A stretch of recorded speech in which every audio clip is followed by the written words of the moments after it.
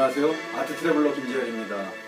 예술가의 삶의 발자취를 따라 떠나보는 아트 트래블입니다. 오늘은 빛과 생명을 그리는 작가 김인혜 교수 시드니 편입니다. 지금 우리는 호주의 지도를 보고 계십니다. 워낙 광대한 면적의 섬이라서 비록 섬이지만 오세아니아 대륙으로 그렇게 분리되고 있죠. 면적은 유럽의 3배지만 인구는 불과 30분의 1밖에 안 되는 2천만 명이 대부분 해안 지역에 몰려 살고 있습니다. 나머지 90%는 거의 농사와 거주가 불가능한데요. 워낙 큰 대륙이라서 열대기후로부터 남극의 냉류까지도 접할 수 있는 그런 광활한 기후 면적을 가지고 있습니다. 1990년에 김인혜 작가는 이 아름답고 풍요로운 남극의 호주의 중심 도시 시드니에 도착합니다.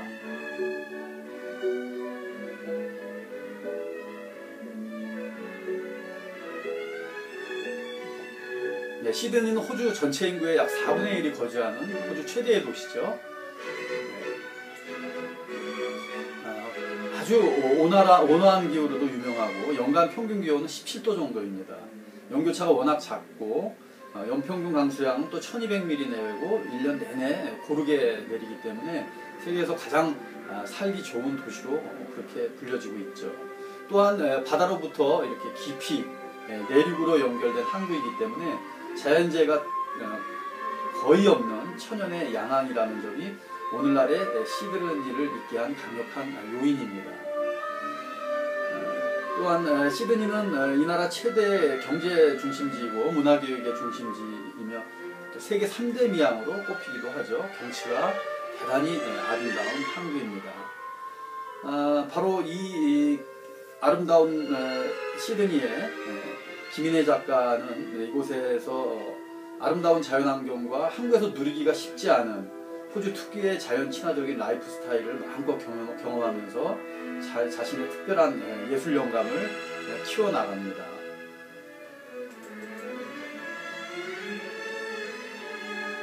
호주에 정착한 김인혜 작가는 바로 시내 중심 하이드 파크에서 멀지 않은 곳에 자신의 숙소를 정하고요.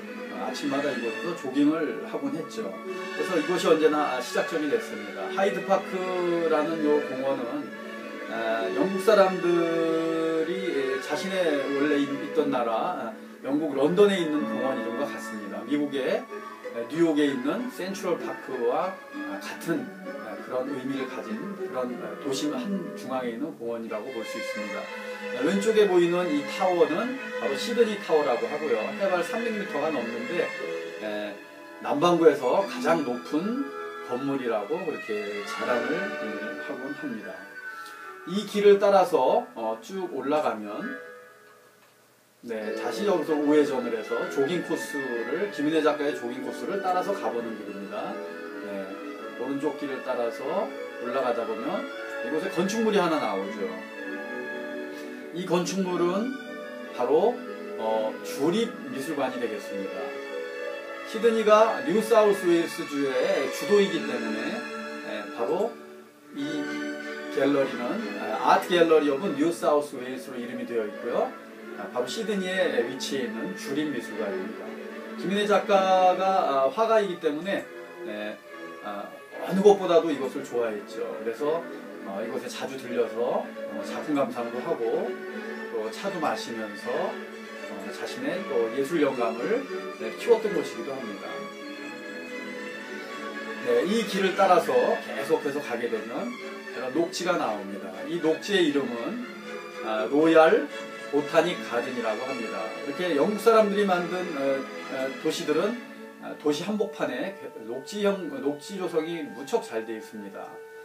로얄 보타닉 가든을 가로질러서 바로 바닷가 쪽으로 계속 올라가 보도록 합니다. 이 길을 따라서 올라가고 계속해서 올라가다 보면 이곳에 바다와 접하는 곳이 있습니다.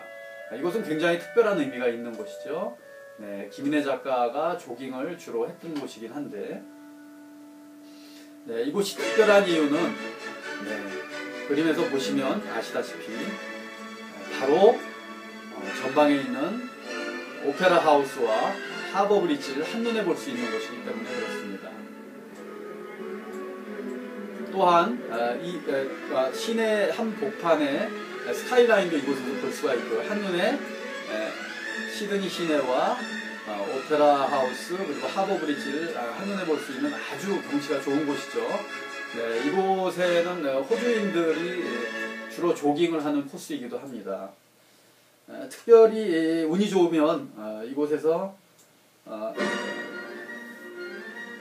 세계적인 영화배우, 호주 출신의 영화배우 러셀 크로우나 니콜 키드만이 조깅하는 모습을 볼 수가 있습니다. 왜냐하면 러셀 크로우의 별장이 바로 이곳에서 멀지 않은 곳에 울룰루만에 위치해 있기 때문입니다. 네, 그림에서 보시다시피 바로 이곳에 니콜 키드만의 별장이 니콜 키드만과 러셀 크로우의 별장이 이곳에 위치해 있습니다. 멋진 곳이죠. 네, 바로 이 포인트에서 아까 들여다본 하버 브릿지와 오페라 하우스의 전경이었습니다. 그리고 왼쪽에 스카이라인이 멋지게 있는 시드니의 중심부를 볼 수 있는 거죠. 바로 이 자리에서. 그래서 이 코스로 쭉 바로 바닷가를 따라서 달려가서 오페라 하우스에 도착하게 됩니다. 이 오페라 하우스는 뭐 너무나 유명한 호주의 랜드마크입니다. 국제공모전에서 1등으로 당선된 덴마크의 건축가가 설계한 것으로서 1913년 완공됐죠. 건축하는데 공기 연장 등 건설 자금 등 여러 가지 문제가 발생해서 논란이 많았음에도 불구하고 영국 여왕 엘리자베스 2세가 개간 테이프를 잘랐습니다. 지금은 명실상부 호주 시드니를 상징하는 대표적인 문화예술의 상징적인 아이콘으로 자리매김을 하고 있죠. 2007년에 유네스코 세계문화유산으로 지정이 됐고요.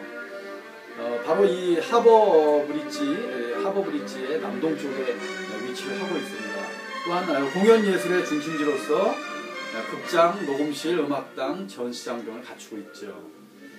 그리고 시드니 심포니 오케스트라, 오스트레일리아 국제 오페라 무용단 및 여러 연극단의 본거지이며 또한 도서관 시설도 갖추고 있습니다. 바로 이 아름다운 오페라 하우스의 야경을 보도록 하겠습니다. 네, 바로 이곳에서 보면 이렇게 아름다운 시드니의 야경을 볼 수가 있는데요. 바로 앞에 하버 브릿지가 위치해 있고요. 우리 김인혜 교수가 자주 갔던 곳입니다. 5년 동안의 호주 생활을 하면서 화거로서 엄청나게 많은 것을 이뤘지만 백인 우월주의의 중심인 이곳에서 동양인으로서 백인에게 다른 것도 아닌 바로 예술 강의를 한다는 것이 초기에 김인혜 교수에게 여러 가지 상처가 있었습니다. 하지만 우월감으로 가득 찬 콧대 높은 라이드 커뮤니티 아트센터의 호주인들도 결국엔 그녀의 뛰어난 예술가로서의 천재성을 인정할 수밖에 없었죠. 이런저런 타국 생활의 어려움으로 해서 예술가의 의지가 흔들리고 상처받았을 때마다 김인혜 교수는 바로 이 오페라 하우스에 와서 야경을 보면서 자신의 마음을 달래곤 했습니다. 그리고 마침내 1995년 자신의 예술에 큰 변화를 주었던 5년 동안의 호주 시절을 마치고 한국으로 귀환을 하게 됩니다. 아름다운 호주 시드니 오페라 하우스의 야경을 보시면서 오늘 김인혜 작가와 함께한 시드니 예술여행편은 여기까지입니다.